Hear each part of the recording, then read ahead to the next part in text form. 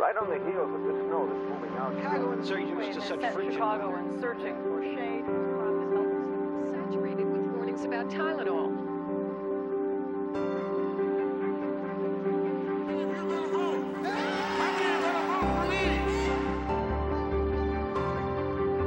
As White Sox players make their way through downtown Chicago. I never thought I'd be this emotional.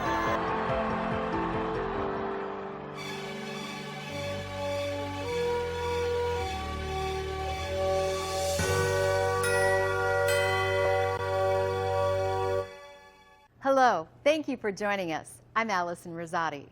We are marking a major milestone here at NBC5, more than 7 decades of broadcasting. Over the next hour, we're going to do our best to bring you the biggest news, weather, and sports stories and hear from the people who told them. Now, our station's mission began at the Merchandise Mart. It was October of 1948, the first broadcast, Game 3 of the World Series. And there were many more pioneering firsts that followed. Here we are. In the early days, well, it was actually WMAQ in those days. Chicago was still somewhat of a network production center. A camera lens connected to the photocathode. In particular, Kukla Frananali. That was probably the greatest contribution that NBC in Chicago ever made. Shows like Garraway at Large Television is ready for you. and Ding Dong School soon followed from the Merchandise Mart, ushering in the Chicago School of Television era.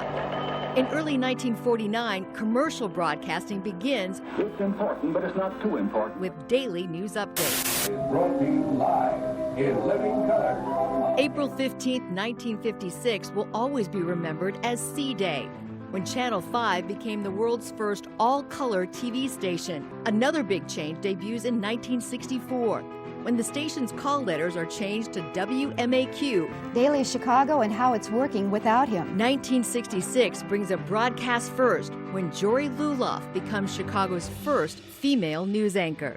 Having a woman around at that time was a little iffy. They weren't too sure about that. And there were some people who just hated it. I guess it was challenging to get people like Mayor Daley to learn to respect you. She helped pave the way for other women that followed.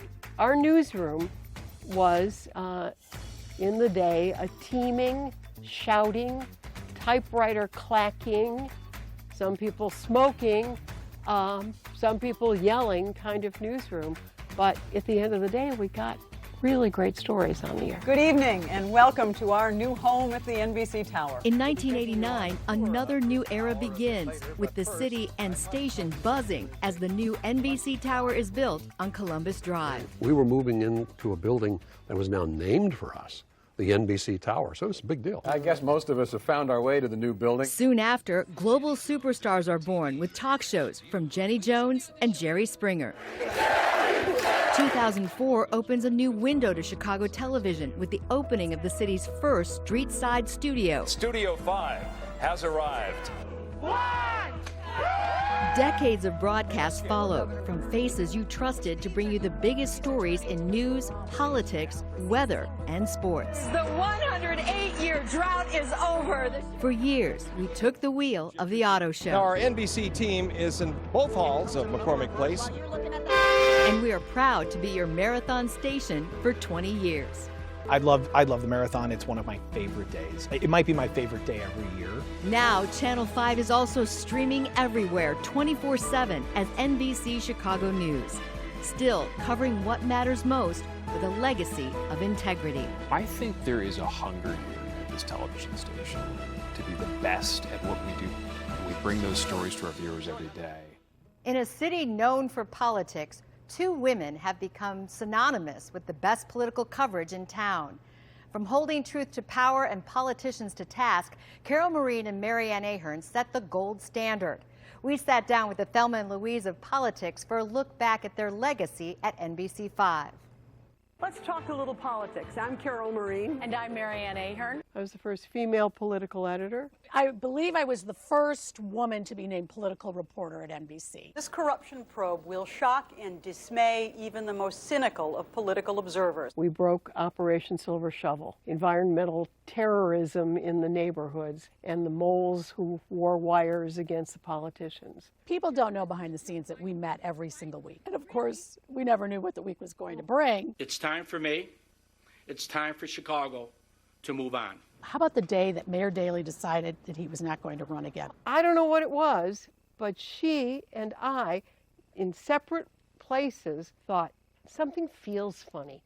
We go to City Hall, and Mayor Daley walks out, and right behind him walks Maggie, and he is announcing he will not run for re-election. It was one of those, oh my God moments, and we were there. I remember one time in Springfield, it was snowing to beat the band. Obama announced that he was going to run for president. It must have been 50 below. It was horrible. And my lips were blue. We were dying. You couldn't talk because your face was frozen. And, you know, it worked like clockwork because we knew it was important. Bonjour. Guten Tag. Kalimera. Tally ho. At Deep Dish, we are going all NATO. Every day is an awesome responsibility. Getting to choose what our story is, how we're going to cover it, how you ask those who are in power to be accountable. And I kind of have in the back of my head a lot of times, what's the question that someone at home is thinking that they wish they were asking the mayor or the governor or whomever? Politics is a contact sport,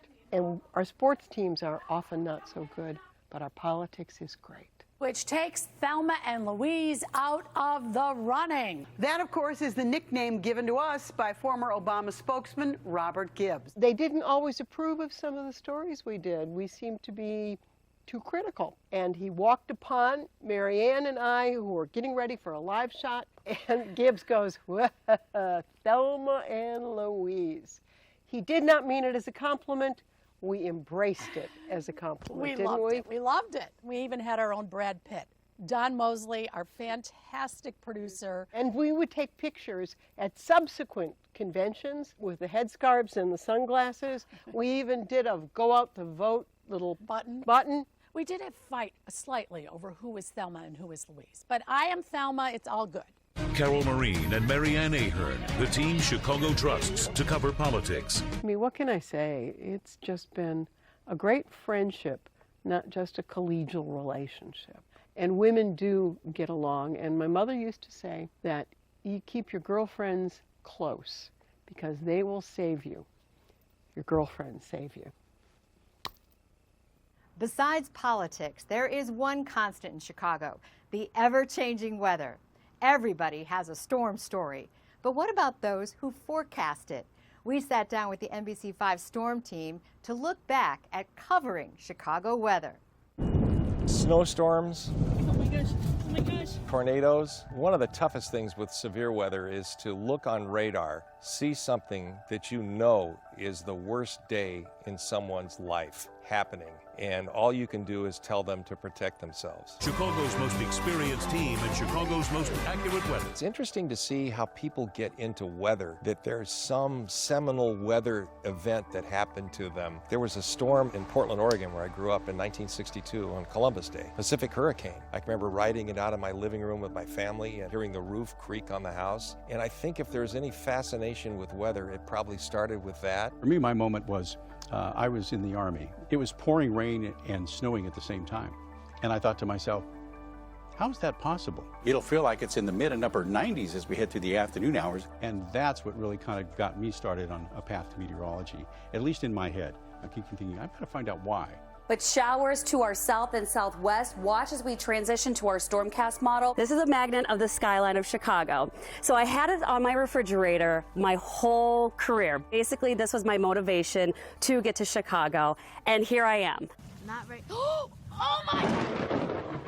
Our secret weapon, we have a weather producer, my son Joey, who went to Purdue, got a degree in atmospheric science. The process of forecasting is a father-son argument, and we include everybody in this. Maricela from Telemundo Everyone on our side, Pete and Alicia and Kevin and Aisha, we all work as a team. We were instrumental in doing some things that had never been done before. We have the chance for severe weather today. We can't rule out a tornado. We're the first to go with continuous live coverage in a severe weather event.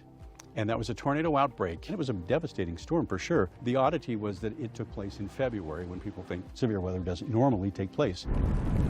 If we had to pick a storm that sticks in our head more than any other, for me, it was the Groundhog Day blizzard of 2011, because that was a storm that lived up to its hype. It was the storm of the century. And there was lake enhancement. We had a storm system that was over us, and it grabbed a ton of moisture, and it was dumping snow on Lakeshore Drive. Put down 1 to 2 feet of snow. That's when Lakeshore Drive shut down. I remember in the buses and the cars, and that's when the snowmobiles were all out. We had winds gusting to 60 or 70 miles an hour. We had thunder snow, and the sky lit up, the lightning. It was insane. Lake Michigan is just very mysterious, and it's very challenging. Every day I go to work, whether it's in the summer, the spring, fall, winter, it's something different, and a lot of times it has to do with the lake. The NBC5 Storm Team now has the most powerful tools in the region. Technology, computer horsepower is much better than it was 20 years ago, 30 years ago. When I first came here, we had to manually make the maps, and now we're on the threshold of AI doing everything for us. But it still takes a human being to figure this stuff out. And just imagine now, in 10 or 15 or 20 years from now, and you mentioned AI, you may finally be retired. Yeah, I mean, or just a hologram of me. Up next, we'll go behind the anchor desk. Everybody loved everybody else. I think it showed. I think it did. Some of your favorite faces share stories of their own. Plus, that was the greatest time of your career because you were covering the greatest player of all time and the greatest team of all time. An inside look at covering some of Chicago's sports dynasties. From our family to yours, Merry Christmas. Merry Christmas. Merry Christmas. Merry Christmas. Merry Christmas. Ozzy and I wish you a Merry Christmas.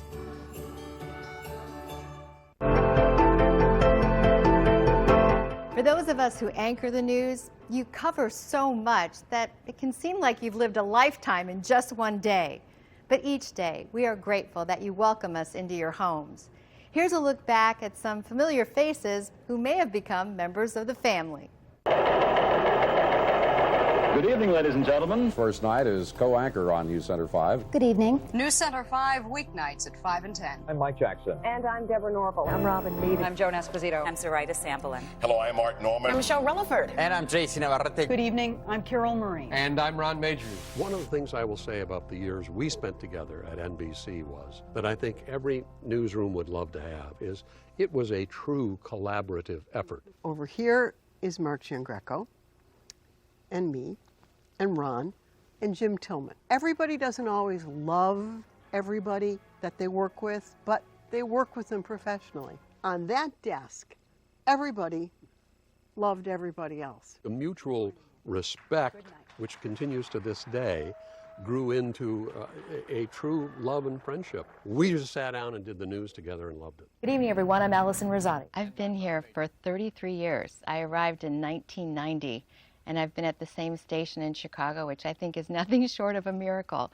I've got an idea for ratings sweeps month. You know, it's kind of funny because first I was a page here, and nobody thought of me as on-air talent. I had to leave NBC to eventually get to work on NBC. When I came in, they told me I was going to be working with Bob Surratt, and I knew his name, and I also knew that he was a legend as a DJ here in Chicago. We want you to design something that's like a radio show, and that was the beginning of First Thing in the Morning here. Hi.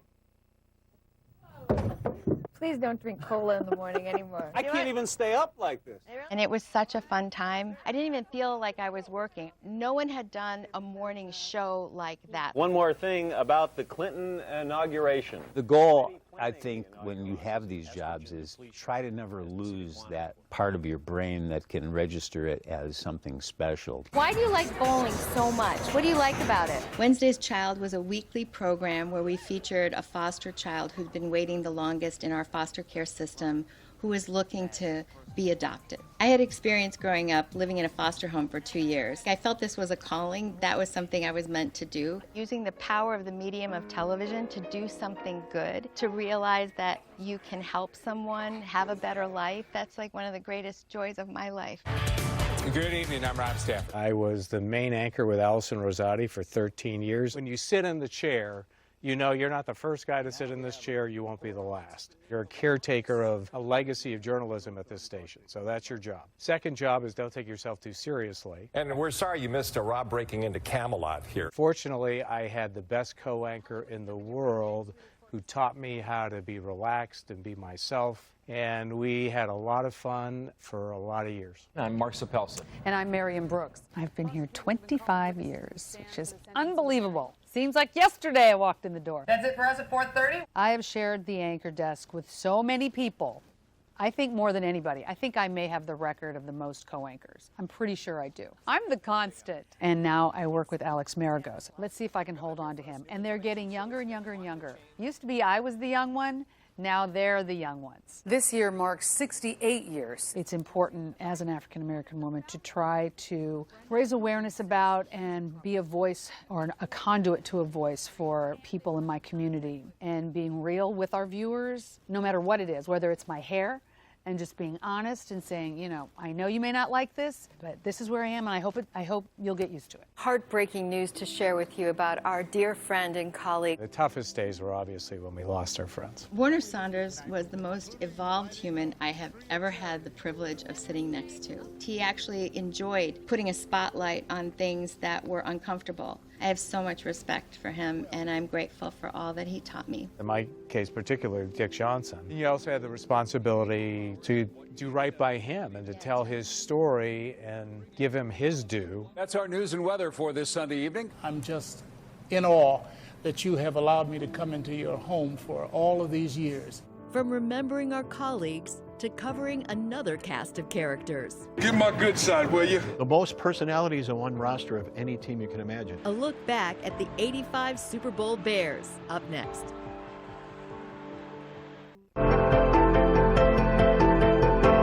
Our 75 years of broadcasting includes 7 decades of covering sports, and NBC5 has covered it all. But one particular football season really stands out.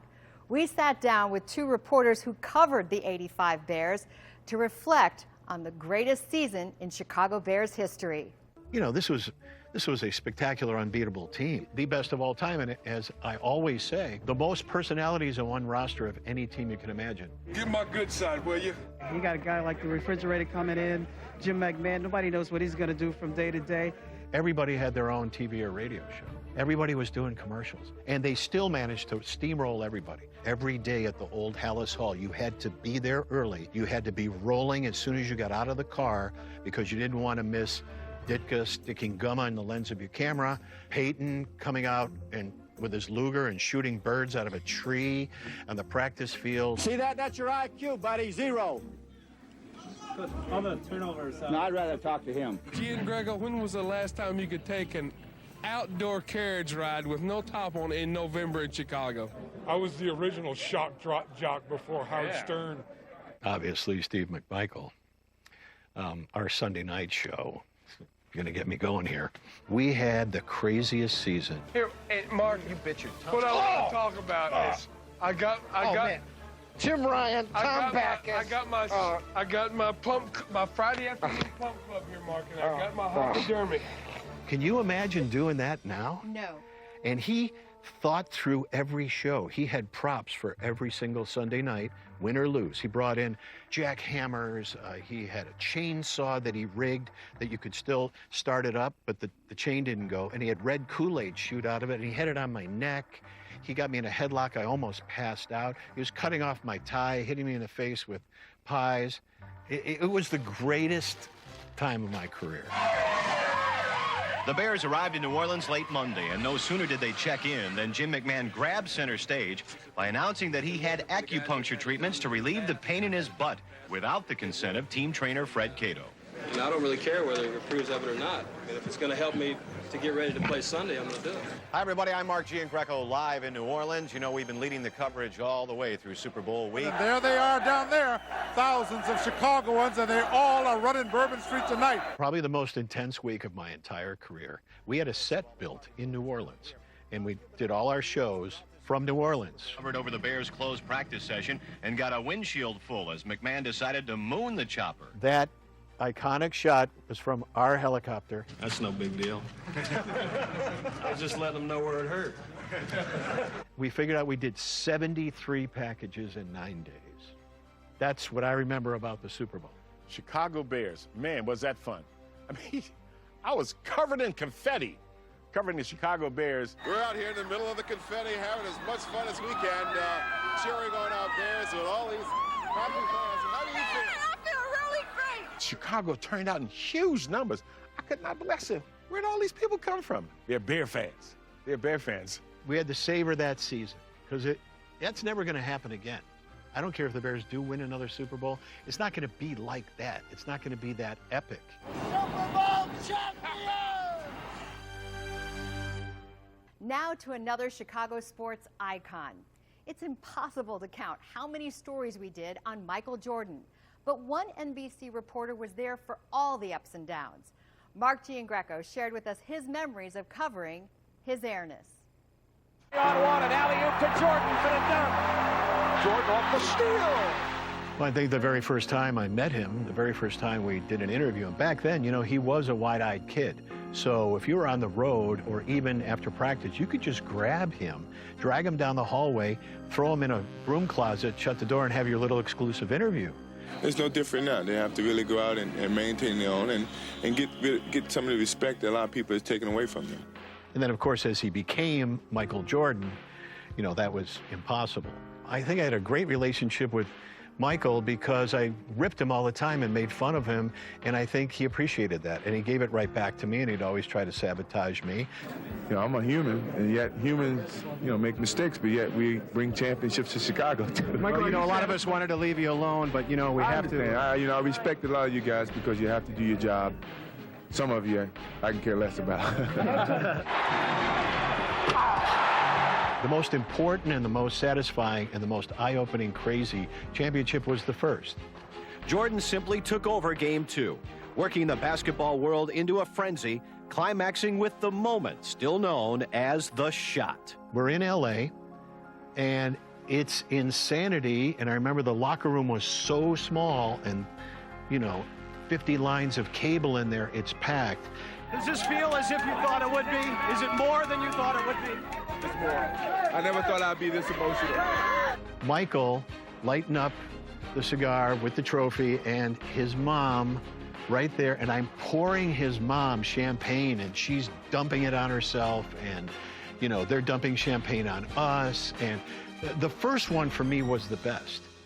Good evening, I'm Ron Majors. And I'm Carol Moraine. Tonight we bring you team coverage of Michael Jordan's announcement today. And I'm still in love with the game, but at some point in time, everyone has to make a decision to move forward away from games. He redefined the game of basketball while bringing countless thrills and 3 championships to Chicago. Now he's redefining what it means to go out on top. Tonight, the news is sinking in for millions of stunned fans. The news that Michael Jordan is moving on. Now, live from the NBC Tower, this is the Channel 5 News at 10. Chicago basketball fans haven't been this happy since Jordan led the Bulls to 3 consecutive NBA championships. Today, as the rumors flew, he showed up at the team workout facility in Deerfield, acknowledged the press, and went inside to work out with the team. A short time later, the good news rocked Chicago. Through his agent, Jordan issued a statement that simply said, "I'm back." He's good for Chicago. I mean, baseball had to lose him to who better. We might as well get him back in basketball where he belongs. They're going to win. Yeah? They're going to win. 2, 1, let's fly! Let them boo. I don't care. They can boo all summer. Yes! Jordan, time winding down. Michael for 3. Yeah! Yeah! Yeah! Yes! Yes! Yes! That was the greatest time of your career because you were covering the greatest player of all time and the greatest team of all time. And again, this LeBron-MJ argument It's so ridiculous because you cannot compare eras. In Michael's case, he's always going to be the all-time best. My heart and my soul and my love has always gone to the city of Chicago. And I do know that no matter what happens, my heart, my soul, and my love will still be in the city of Chicago.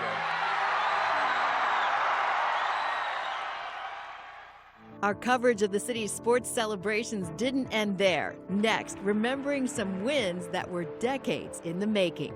To witness such an era in sports. Unprecedented, unprecedented. We have covered some incredible sports dynasties in Chicago over the years, but other teams had some pretty memorable moments too. After decades of waiting, Chicago fans finally got to celebrate both the Cubs and the White Sox winning a World Series. What a remarkable play with his back facing first base, catching it, and then tumbling into the crowd. Longest game in World Series history. Blum hits it into right, down the line. It is gone.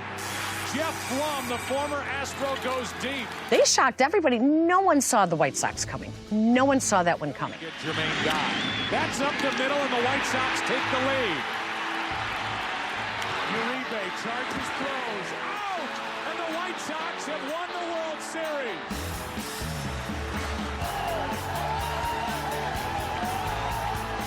I think that's the thing that I remember the most.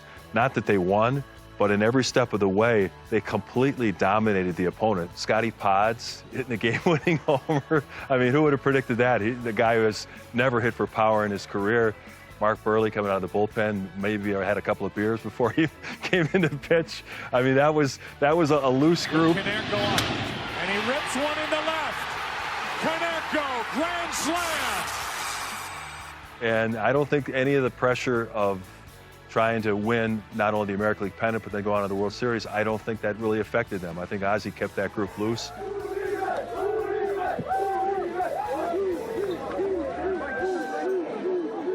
Just a unique cast of characters led by Ozzie, who to this day is still, one of a kind. Chicago fans, they be waiting for this for so long, and they be so much patient with him. I think making this thing happen for them is great. I think it's a great feeling. First day of spring training, Kenny said he just didn't want to finish second to the Twins. Well, we didn't finish second to anybody this year, so. I don't think it's sunk in. I don't think it'll sink in until we get back to Chicago and be able to celebrate this with our fans.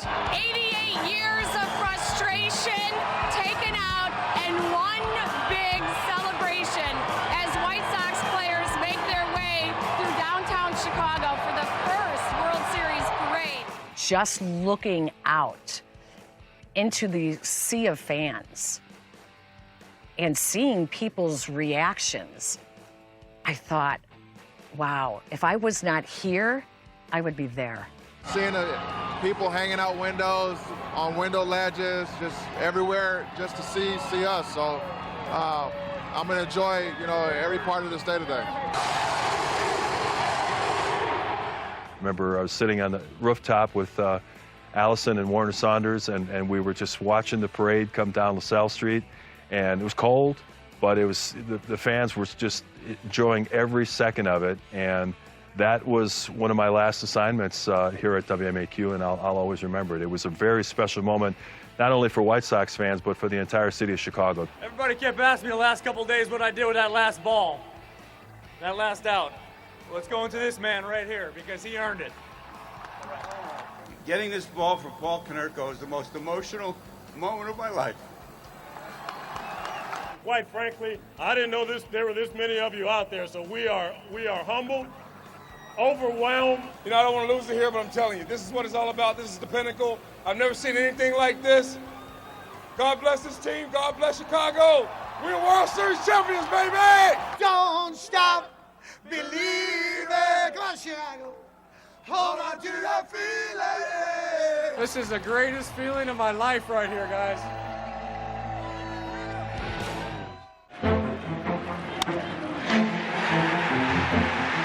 We're literally writing our stories as if they were going to lose. They wheel the champagne, and then they wheeled it out. And then the rain came, And then they wheeled the champagne back again. And you did not know whether or not they were actually going to pull it out. I just didn't think it was going to happen. You always think it's going to happen. That is the difference between the two of us. I am an eternal optimist. You were sure that it was going to happen, Yes. and I was sure it wasn't going to happen, and it happened. I saw the moon landing. I saw the fall of the Soviet Union. I saw the Berlin Wall come down. And I saw the Cubs win the World Series. Robin Allison, it's almost impossible to believe. That was a great day. That was was the a best great day. That was the best day. It really was. The clubhouse after the Cubs won the World Series was by far the most crowded I have ever seen a clubhouse after a win. Bracing the target, which is the phrase that you guys had all year long. Not easy to do.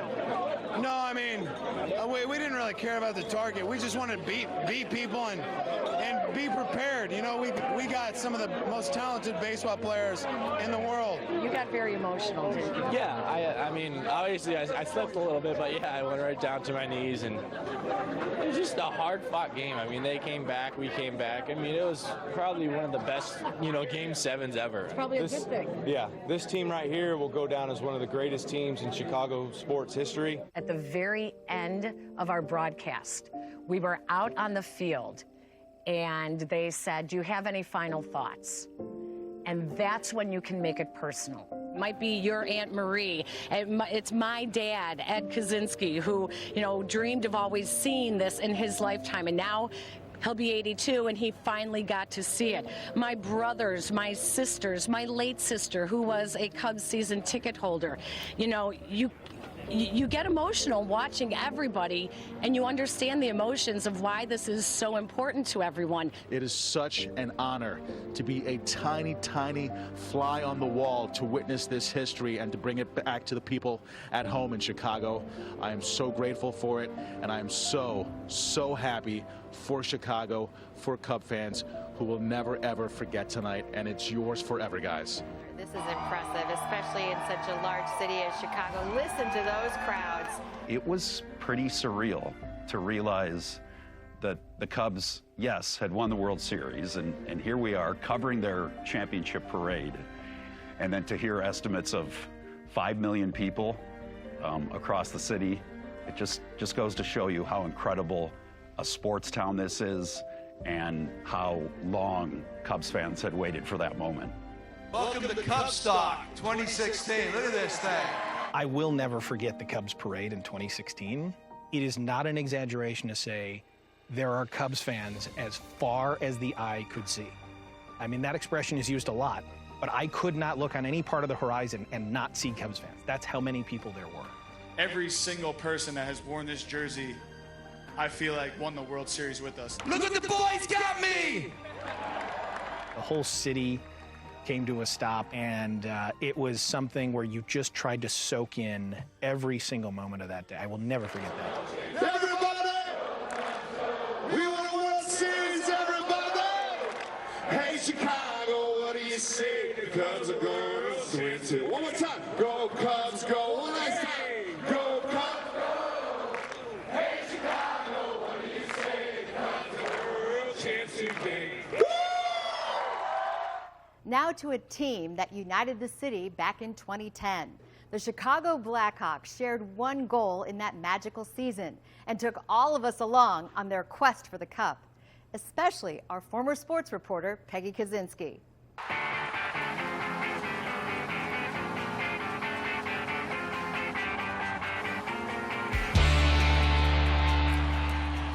Back in 2010, when the Blackhawks made their run to the Stanley Cup, it was something we had never seen before when it came to hockey in Chicago. Dealt one in deep, the pass across, they score! Bufflin, power play goal, it's 1-0 Chicago. All of a sudden, everyone's got Blackhawks sweaters, and everyone knew Kane and Taves and right down to Adam Burrish. It became a hockey town, and Chicago could not get enough. Flyers, here's Keith beating one on a cross, it's down one further, score! The Blackhawks winning in Philadelphia was not expected. I was going to meet my husband and my twin boys on vacation. And I have my suitcase there, and I'm figuring, yeah, Blackhawks were not going to win this game. When Patrick Kane scored the game winner, no one had any idea that it was a goal. Even on the replay, it comes. We still don't know. So we have no idea until they said, go out onto the ice. They won? What? Have you given yourself a moment to stop and think about all those rides from Minnesota, moving around as a kid, playing junior hockey, just trying to get a break in the world of hockey, and now today you hoisted the Stanley Cup? Yeah, it was. It's been a long journey. It's been fun, and hopefully we got some more to do this.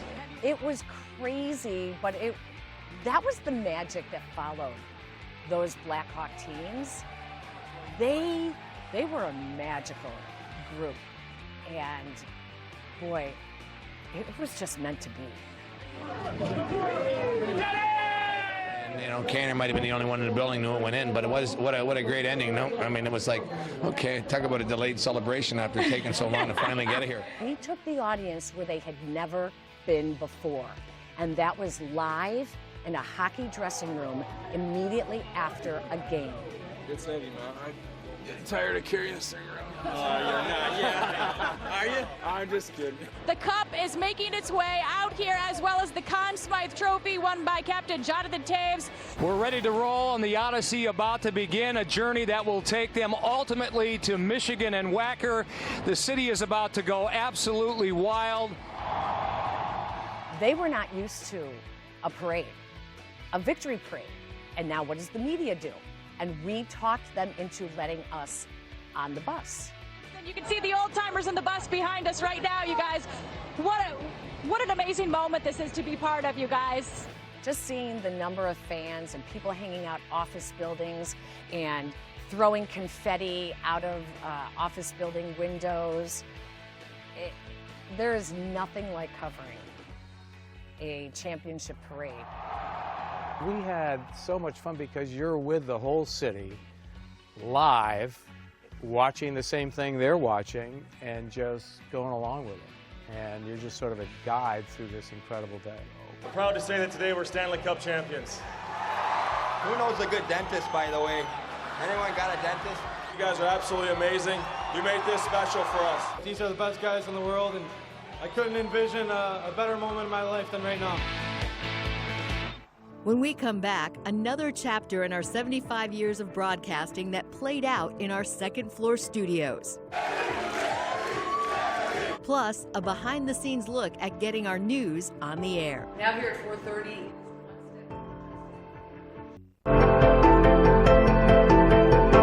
We're taking a look back at two cornerstones of our news coverage here at NBC5. Our investigative and consumer reporting teams have been a huge part of our legacy.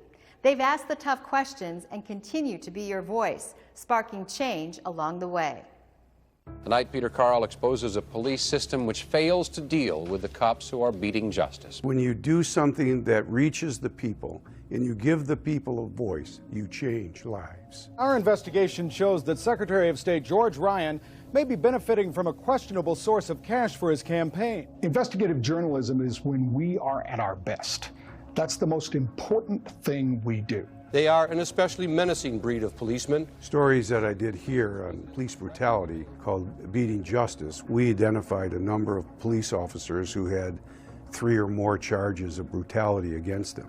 And that was a very, very powerful story then. Our Unit 5 investigation has uncovered. I worked at NBC5 for 20 years, and during that time, I became the first African-American woman to be an investigative reporter in Chicago. People trust you to call you with their stories, often at the worst times in their lives. I felt violated. The story that we did on the women who were being strip searched at O'Hare was a big story, and ultimately there were congressional hearings on those procedures. The search procedures were rewritten. I did stories on sexual harassment of women at the Ford Motor Plant, and they weren't very happy, but the women called me, and I did the work that needed to be done to confirm their stories. Paramedics reported the baby was choking, blew around the lips. When Carol Marine did this massive investigation of a woman whose children had died of crib death, and she showed that it wasn't crib death, that in fact the children had been murdered. That day I said, I want to work there. 9 more exonerations in a growing case which has become the largest scandal in CPD history.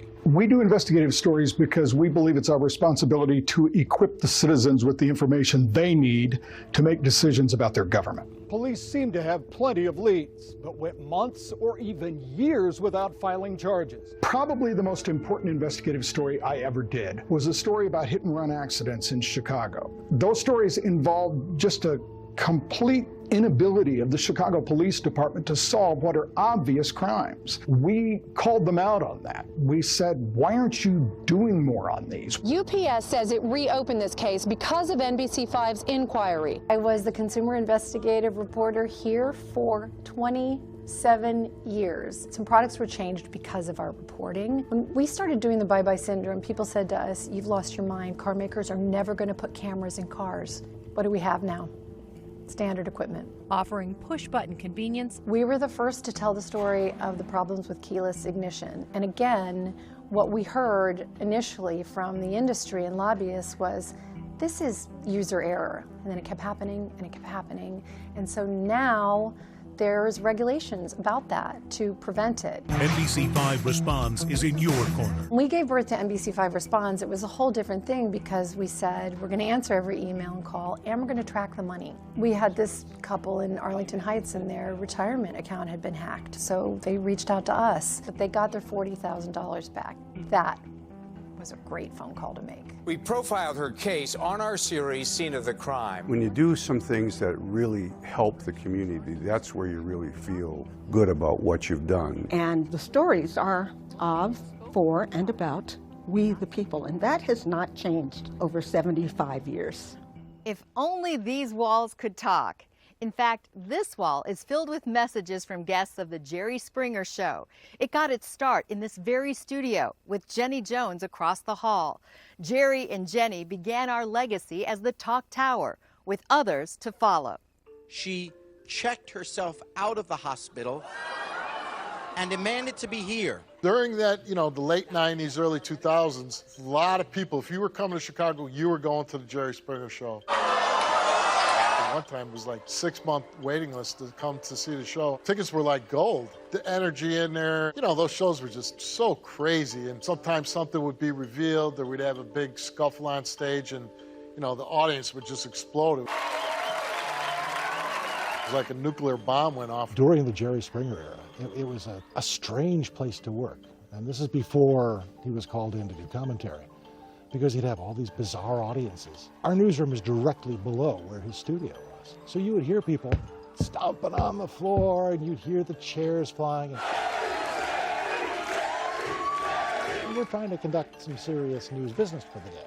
And you'd go up to the cafeteria, and you'd see the guests. I am your problem now. The Springer Show had no rules, no script. You never know where the show was going. When I was doing the Springer Show, it was the #1 show in the world. It was just so much fun. The audience being right off of Michigan Avenue, you would get these great jam-packed audiences. Me and Jerry would look at each other and just be laughing. It was that type of show. We were just like guys in high school, goofing around. Being part of the Springer Show was probably the funnest time of my life. This is a time in my life where I thought I was going to be a Chicago policeman for 30 years. I don't have room for my legs now because you're here. We did the Jenny Jones Show on the 2nd floor. I was a handheld cameraman. I did pretty much all their field production, too. Jenny Jones was benign and compared to some of the other talk shows. It's what Potter looked like earlier in the show. We did a lot of makeovers, biker makeovers, stuff like that. This place was always jumping. There were 2 talk shows going. There was a full newsroom, lines full of audience people to get into the building. The place was jumping. It was fun. It was a lot of fun. These guests are confronting the people who teased them in school. I remember when Saturday Night Live did a skit about it. Jonah, come on out! I thought, well, that we've made it. Saturday Night Live is now mocking us. She should not be putting her hands on you. I'm not justifying her actions. My show started in 2007. Everybody thought that I was going to do some kind of takeoff from the Jerry Springer Show. We said, hey, if we're going to make it, we have to do something completely different. So my wife kind of came up with the idea of, what are you good at? You were a policeman in Chicago. You were a good policeman. So we're going to take that policeman from the streets of Chicago and we're going to put him on stage. You're going to deal with topics and stories that you dealt with when you were a policeman. If you really want to stay together and be together, tell each other so you can get it out of the way. Springer would come in, he would do his shows, and then I would come in after him. And that was a great time because when I was there, Jenny Jones had been there, Judge Mathis, Judge Jeannie Pirro was there. Being in that building, and NBC Tower was a beautiful building. Really great studios. It was just a really nice setup we had. Steve Harvey! Coming to daytime. Yeah. I would say about 3 years we didn't have any talk shows, and then Steve Harvey entered the building. That's got to be close to one of the dumbest things. It was a big deal for the community. You know, Oprah was gone, and everybody was saying that Steve Harvey was the new Oprah. I think Steve Harvey felt he was the new Oprah, too. That's the plan, to be Little O. Little O. She was O. I'm going to be Steve O. From all of those talk shows, I think we were kind of known as being the place to come to watch a talk show in Chicago. I think the Tower was the place to come. So much has changed over the past 75 years you've welcomed us into your home. This display at NBC Tower reminds us that technology certainly has come a long way, but our mission of bringing you the news that matters most remains the same, even as we go forward. When I came here, you went out on the street with a three-man camera crew. There was a cameraman, there was a sound man, and there was an electrician who did the lights. An IATSE editor would edit the film, and there would be an assistant editor who would splice the film. It required a lot of people. When I first got into the business, we used what we call pneumatic tapes, and they're about the size of a hardcover book. Nowadays, my fingernail holds more memory than we use all day. We went from film to videotape, from videotape to microwave trucks, from microwave trucks to satellites, from satellite to digital. It's been a revolution every decade for the 50 years of my career. A technology called cellular bonded, that was a game changer. All of a sudden you had this relatively small box that you could take your camera, plug it into it, turn it on, and you were live. If you have cell service, you can take this box and go live anywhere. The way we deliver the latest news to your home has changed a lot in 75 years, as well as where those stories come from. And with so much instant information in the palm of our hand or on our desktop, the demand to confirm content and sources has intensified. Coming at us so fast. We feel that pressure to turn it around quicker, but I always tell everyone, I'd rather be second and right than first and wrong. F-25 is dead. Well, ahead at 4:30, the grand opening. People don't know that it takes dozens, if not hundreds of people to put on a 30-minute program. Everybody partakes in the editorial process. We select stories that we think, there are things that are happening that day or what is going to impact the community most. And then the producers decide what order those stories are going to go into their shows, into their newscasts. Then you have other people who are overlooking those shows and going, I don't think so. Maybe we should move this story here. Maybe it should go there. But the people out in the streets and behind the scenes work tirelessly and endlessly to help bring those stories, give them life, and get them on the air. The unique future of WMAQ is backed by the power of 3 stations working together. Our triopoly of NBC Chicago, Telemundo Chicago, and NBC Sports Chicago, delivering content in more ways than ever. There's never been a combination of stations with that kind of reach, that we can talk to people who are Spanish-speaking, bilingual. Y bueno, Jorge de Santiago tiene el testimonio de algunos feligreses que llegaron hasta los plains. People who are into sports and they just want to know the news. I love the fact that we can reach so many people. We've got to be on streaming channels. We've got to be on social. We've got to be on digital. We've got to reach folks wherever they are. And exciting plans are now in the works to bring that triopoly collaboration under one roof. When they built the NBC Tower, this space was the largest soundstage in Chicago at the time. Yeah. What's going to happen now? Well, this space here has been historically something we've given to outside parties. We're going to reclaim this space. We're going to create a state-of-the-art studio. We're going to build a newsroom that functions and is future-proof. It'll be a content maker's dream, and we're looking forward to it. We've done it for 75 years. We're going to keep doing it. We will serve the audience wherever they are. We'll be there. Now here at 4:30, it is one step toward justice. We hope you've enjoyed this trip down memory lane and the special moments we've been proud to share with you for the past 75 years. For all of us here at NBC Chicago, thank you for watching, and stay tuned for much more to come.